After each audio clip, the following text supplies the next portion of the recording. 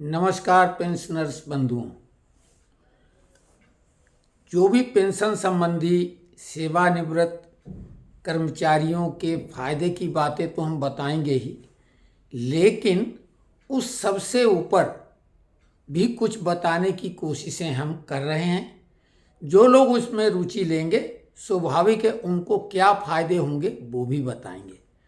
तो पहले तो ये बता दें कि हम पेंशनरों को या कर्मचारियों को जो फायदे नियमानुसार मिलने हैं, देर सवेर वो मिल के रहेंगे, वो किन्हीं यूट्यूबरों, पत्रकारों या हमारे जैसे लोग कुछ बोलने से कुछ नहीं होने वाला है।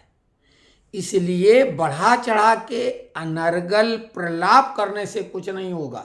हाँ, आपकी जिज्ञासा शांत करने के लिए ही हमने, जो हम देखते हैं कि लोग बढ़ा चढ़ा के या कुछ भी मन गढ़ंत बातें बताते हैं, अगर उन बातों में इतना दम है कि वो मांग के रूप में है कि भाई कर्मचारियों या पेंशनरों के हित के लिए ऐसा होना चाहिए और लॉजिकली दुरुस्त है, तो उस बात को हम भी आगे बढ़ाते हैं। क्योंकि हमने कहा है कि अगर कोई हमारे हित में खड़ा होता है तो उसका साथ हम देंगे।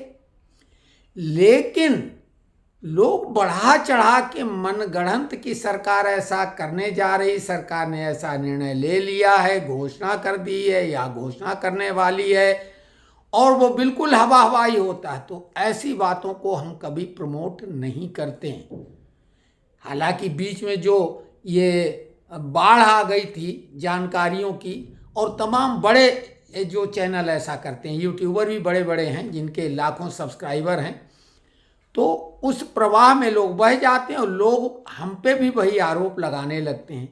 हम बार बार यही कहते हैं कि मनगढ़ंत बातों का हम बिल्कुल हम उसकी धज्जियां उड़ाते रहे। इसी वजह से एक कार्यक्रम शुरू किए थे हमने।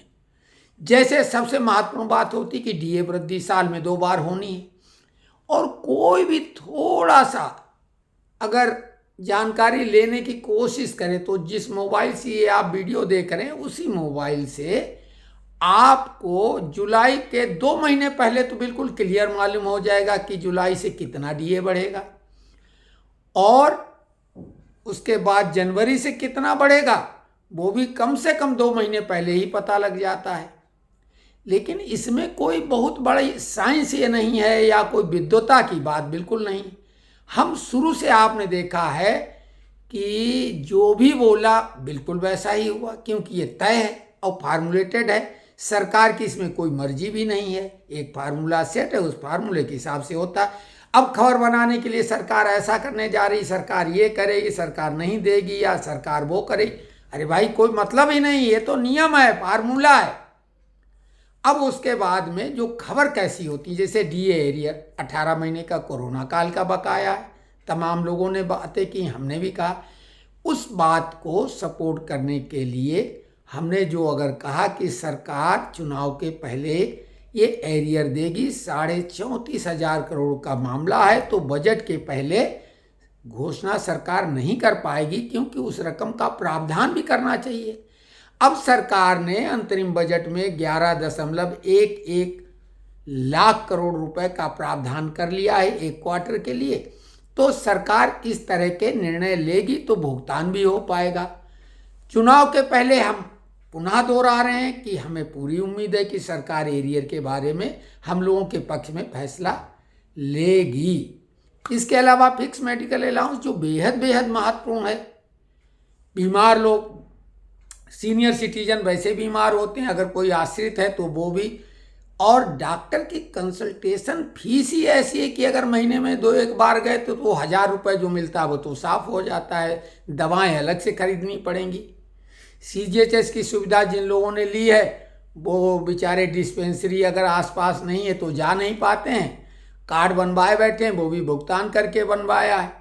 और वहाँ भी अगर सीजीएचएस हॉस्पिटल में केवल कंसल्टेशन करने के लिए जाते हैं तो 350 रुपये लगते हैं। वो हमने अपनी तरफ से एक मांग की कि नेता लोग ध्यान दें, जो हमारे श्रमिक नेता हैं वो 350 रुपये का रियम्बर्समेंट कराने की भी सरकार पर दबाव डाल के कि भाई ये 350 रुपये आपने फीस कर दी है CGHS वालों के लिए, तो देखो ये बात बिल्कुल जायज़ है।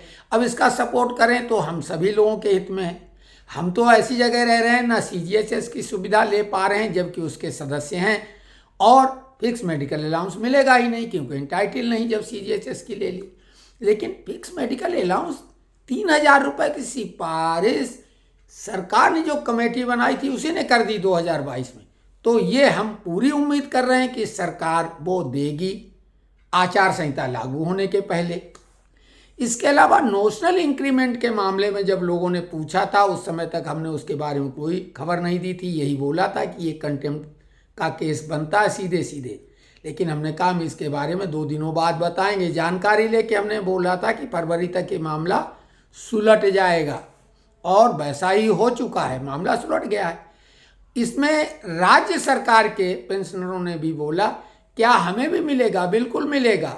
शुरुआत सेंट्रल गवर्नमेंट से होती है, और आजकल आपने देखा DA का फार्मूला हो या कोई पे कमीशन का मामला हो, बाद में वो राज्य सरकार में उसके बाद में लागू होता है। तो ये राज्य सरकारों ने भी, जिन लोगों ने केस किए थे उसमें भी डिसीजन उन्हीं के फेवर में हुआ है, तो राज्य सरकारों के ऊपर बिल्कुल वैसा ही ये लागू होता है।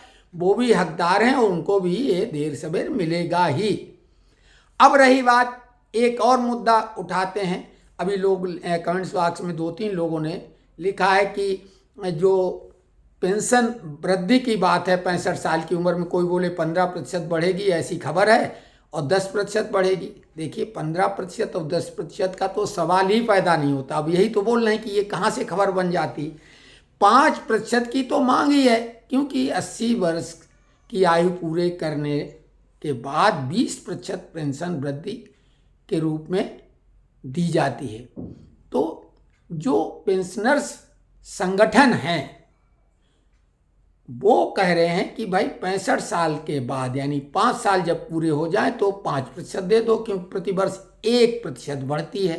80 वर्ष में जब 20 तो 60 में 20 जोड़ने पे 80 होते हैं, तो 20% जो आप 80 साल की उम्र में बढ़ाते हैं वो 65 से ही शुरू कर दें, क्योंकि 80 साल तक कितने लोग पहुंच पाते हैं। तो वो मांग है 5% की ही। तो सरकार 10 और 15 क्यों बढ़ा देगी? सरकार ऐसा तो अमूमन नहीं करती है, भाई कर दे तो बहुत अच्छी बात। तो वो भी मांग है। अभी तक श्रमिक संगठनों ने इसके लिए कोई बहुत ज़्यादा दबाव भी नहीं बनाया है। DA एरियर जो है उसके लिए तो BPMS के जनरल सेक्रेटरी मुकेश सिंह ने पत्र लिखा था वित्त मंत्री को, और उन्हीं का संगठन है, भाजपा का ही श्रमिक संगठन है BPMS, ये मिनिस्ट्री ऑफ डिफेंस का प्रोडक्शन का। तो BMS का ये BPMS ministry of defence production का श्रमिक संगठन है, और उन्हीं का संगठन मांग कर रहा, तो इसमें बात में वजन लग रहा है, जैसा कि हमने भी कहा था। अब ये जो 5% पेंशन वृद्धि की बात है, इसमें अभी ऐसा कोई दबाव नहीं बना है। हाँ, ये हो सकता है सरकार ऐसा सोच रही है तो कुछ दिन पहले ही कम से कम BPMS या BMS जैसे संगठन तो पत्र लिखेंगे ही, मांग करेंगे ही। बाकी लोगों को भी मांग करना चाहिए। 8वें पे कमीशन के बारे में हम शुरू से बोल रहे हैं कि ऐसा तो हमें नहीं लगता है। क्यों?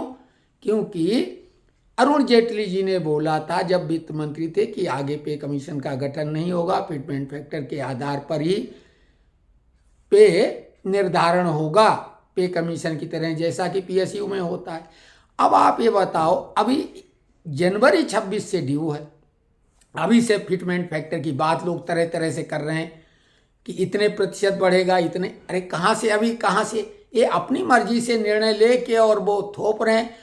और फिर एक बात करो ना, 3-4 आप फिटमेंट फैक्टर कैसे बता रहे हैं? तो अभी ये भी बात हवा हवाई है। जनवरी 26 से ड्यू है। पे कमीशन का गठन अगर होता तो वो इधर उधर घूमता है, उनके सदस्य आनंद लेते हैं, टूर करते हैं।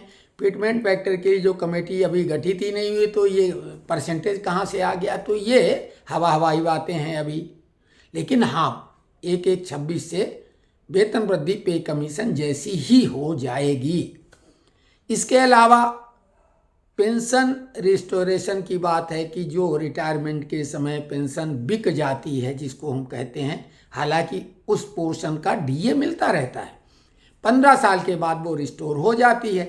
तो इसके लिए बाकायदा विधिवत मांग रखी गई थी नेशनल काउंसिल में, और जवाब ये मिला था सरकार की तरफ से कि 8वें पे कमीशन में इसके लिए आप अपना फ्रेश जो है मांग बनाइए, और वो 8वें पे कमीशन में फॉरवर्ड करेंगे, वो इसका जो है निर्णय लेंगे, क्योंकि ये निर्णय पे कमीशन लेता है। तो अब यहाँ पे कमीशन से संबंधित मामला है कि जब कोई कमेटी बनेगी उस समय इसका निर्णय लिया जाएगा, यानी ये मामला भी 26 के पहले नहीं होगा। अब अगर इससे पहले कोई बात करता है तो वो हवाई ही बात हम मानेंगे, हो जाए तो हम अपने को गलत कह के प्रसन्न हो जाएंगे, क्योंकि अच्छी बात है। लेकिन लॉजिकली आप सोचो कि ये लॉजिकली मामला नहीं टिकता है। इसी तरीके से जो भी मामले आते हैं हम उनके बारे में लॉजिकली एंड तक ले जाते हैं, और जो बात बिल्कुल तयशुदा है वो तय समय पर ही बताई जा सकती है।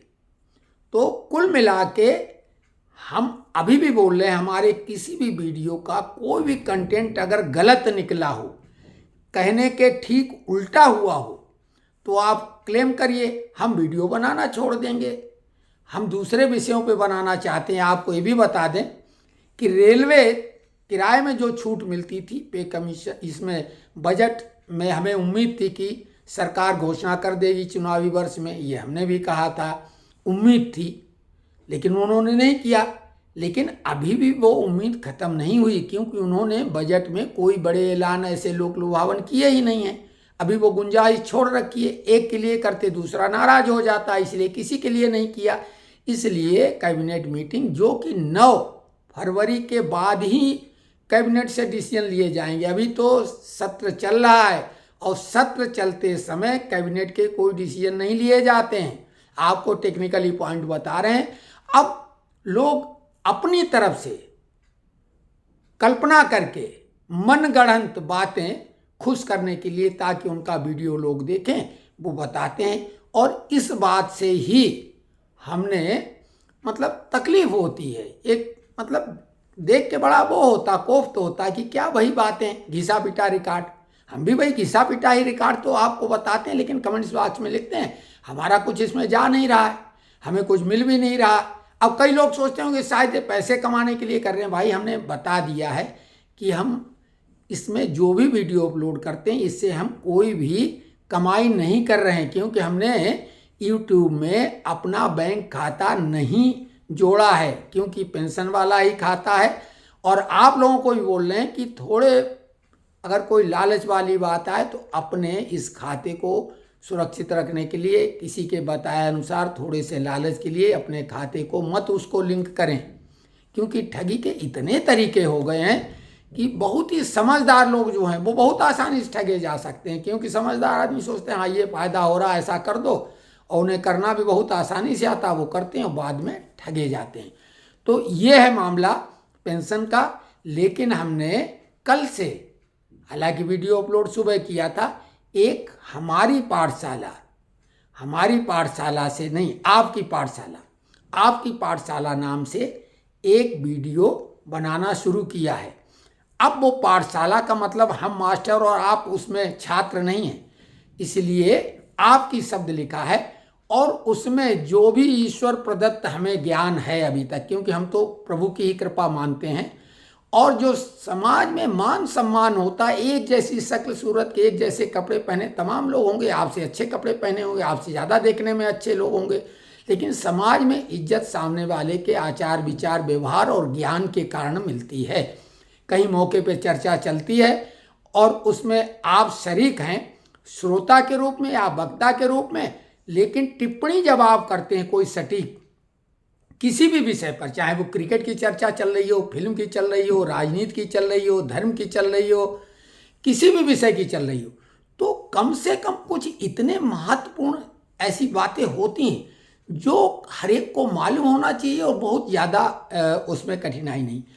हम समाज में इसी बात के लिए लोग हमको जानते हैं कि किसी भी विषय पे कभी भी तत्काल लोग हमको फ़ोन करके भी कुछ पूछते ही रहते हैं, जबकि अब गूगल गुरु आ गया है।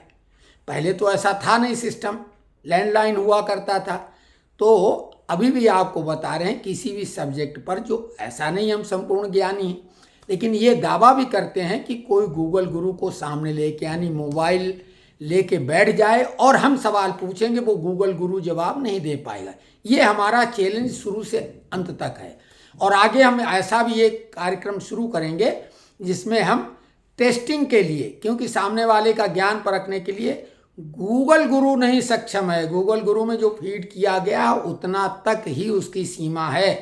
एआई आ गया हो या कुछ भी आ गया हो, बनाने वाला मनुष्य है। और मनुष्य दिमाग इतना यानी विकसित है कि मशीनरी, लगता है कि मशीनरी उससे श्रेष्ठ है, लेकिन सवाल ही नहीं। मशीनरी की एक लिमिट है, क्षमता है, लेकिन मनुष्य की कोई सीमाएं नहीं है। क्योंकि जो सिद्धियां होती हैं, मंत्र शक्ति होती, पराशक्तियां होती हैं, ये मशीन हासिल नहीं कर सकती। वो फिक्शन फिल्मों में ज़रूर दिखाते हैं कि मशीन उड़ गई और टाइम मशीन है वो पीछे चली गई। देखिए, ये फिलहाल तो संभव नहीं है कि समय के आगे पीछे जाया जा सके, लेकिन हम आपको कुछ ऐसी चीज़ें ज़रूर दिखाएंगे कि आप चकित हो जाएंगे। आप पाठशाला देखने की कोशिश करें। और एक चीज़ का दावा और वायदा है कि उसमें हम भले रोचक ढंग से, क्योंकि हमारा अभ्यास अब उतना नहीं रहा है, हालांकि हमने पढ़ाने का काम एचआरडी में किया है और अपने से ज़्यादा काबिल लोगों को पढ़ाया, अपने से बड़े रैंक वालों को भी पढ़ाया, इंजीनियरिंग एमबीए वालों को वोकेशनल ट्रेनिंग हमने कराई है। और वो छात्र आज भी, कई उनमें बाहर हैं विदेशों में, वो हमारे संपर्क में आज भी हैं। तो एक चीज़ हम ये बता रहे हैं कि कुछ जानकारियां हम देंगे। आपकी जानकारियां बहुत हो सकती हैं, बहुत ज़्यादा होंगी, और जो हम बताएंगे वो आपको पहले से मालूम हो सकता है, तो भी कोई हर्ज नहीं, आप मत देखें। लेकिन अगर आप उन जानकारियों को नहीं जानते हैं तो ये पाठशाला जो है, आपकी पाठशाला, इसको एक बार कम से कम ज़रूर देखें। और हर दिन की पाठशाला में कुछ नया होगा, कुछ अद्भुत होगा। कम से कम वो बाकी YouTube चैनलों में तो नहीं होगा। कुछ नयापन होगा, कुछ ताजगी होगी। अब रुचि आप बनाने के ऊपर है।